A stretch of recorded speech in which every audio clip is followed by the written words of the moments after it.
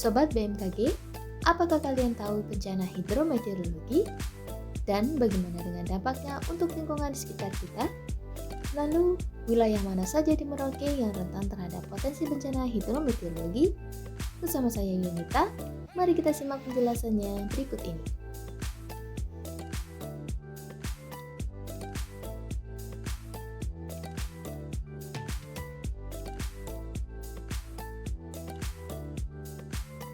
Sobat BMKG, bencana hidrometeorologi adalah bencana yang diakibatkan oleh fenomena meteorologi seperti hujan lebat, angin kencang, dan gelombang tinggi. Dampak yang dapat terjadi antara lain banjir, longsor, dan juga banjirop.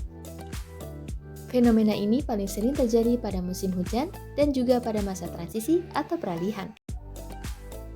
Masa transisi atau lebih sering kita sebut sebagai pancaroba adalah waktu di mana terjadinya peralihan dari musim kemarau ke musim hujan, atau sebaliknya peralihan dari musim hujan ke musim kemarau.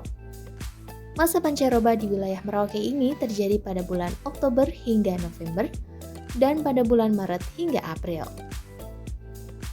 Nah, mengapa bencana hidrometeorologi juga rentan terjadi pada masa pancaroba? Jawabannya adalah pada masa pancaroba ini, kondisi atmosfer sedang dalam kondisi labil. Atmosfer yang labil dapat memudahkan terjadinya mekanisme pembentukan awan-awan konvektif seperti awan cumulus dan cumulonimbus. Awan-awan konvektif ini dapat menyebabkan terjadinya fenomena hujan lebat serta kilat, petir maupun angin kencang. Selain itu, pada masa transisi ini, adanya perubahan arah angin yang cukup signifikan dapat menyebabkan adanya belokan angin dan daerah konvergensi atau kumpulan massa udara yang dapat mendorong terjadinya pembentukan awan konvektif yang cukup masif sehingga dapat menyebabkan cuaca ekstrim yang juga dapat menyebabkan bencana hidrometeorologi.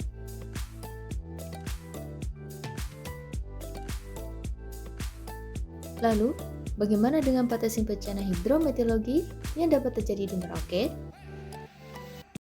Melihat topografi wilayah Kabupaten Merauke yang berupa dataran rendah dan berada di sepanjang garis pantai, potensi bencana yang dapat terjadi adalah banjir dan juga banjirop. Banjirop dapat terjadi pada wilayah pesisir, yaitu Distrik 1, Kimam, Tubang, Okaba, Malin, Semangga, Merauke, dan Naukenjerai. Dan jika merujuk pada kejadian cuaca ekstrim yang pernah terjadi di wilayah Merauke, tidak menutup kemungkinan juga dapat terjadi fenomena angin kencang dan juga angin puting beliung seperti yang pernah terjadi di Distrik Kurik. Nah, Sobat BMKG, sekarang kalian sudah paham tentang potensi bencana hidrometeorologi yang dapat terjadi di sekitar kita. Tetap jaga lingkungan dan waspadai akan adanya perubahan cuaca yang dapat terjadi sewaktu-waktu. Untuk mendapatkan informasi update perakiraan cuaca, Sobat dapat mengunduh aplikasi Info BMKG di App Store maupun Play Store. Dan juga jangan lupa ikuti akun Instagram dan Facebook Stasiun Meteorologi MOPA Merauke di @stametmopa.